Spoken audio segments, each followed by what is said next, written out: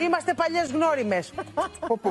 Λοιπόν, Πόπι, τι έχεις μέσα σε αυτή την τσάντα που έχεις την Άρτα και τα Γιάννενα? Μόνο εγώ που δεν έχω μπει εδώ μέσα. Λοιπόν, έχω το πορτοφόλι μου. Μέσα σε αυτό το πορτοφόλι έχω και μια χρονοκάρτα. Τι χρονοκάρτα να δω? Εγώ το 2008 είχα γίνει χρονοκάρτα. 3 εβδομάδες με είχαν και είχε γίνει sold out. Άντε. Κοίτα.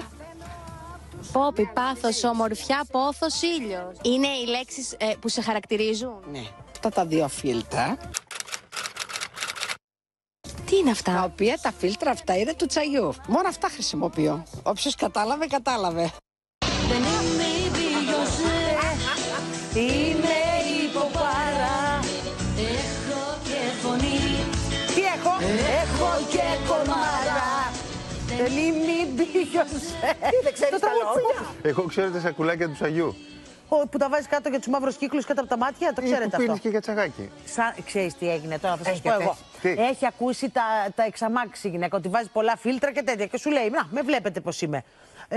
Δεν βάζω φίλτρα, αυτά εδώ πέρα βάζω μόνο, λέει, τα φίλτρα του καφέ. Τα φίλτρα του καφέ, Ναι. του Τσαγιού. Άμα κάνουν δουλειά pop θα τα δοκιμάσω κι εγώ. Πάντως και εγώ είχα. Όχι, παντού. Εσύ Κατερινάκη, ήσουν ποτέ σε τηλεκάρτα? Εγώ όχι. Σε Δεν θα χώραγα, έπρεπε να μπω αφίσα στον δρόμο. Αλλά τηλεκάρτα να μου γράφεις και μια κάρτα.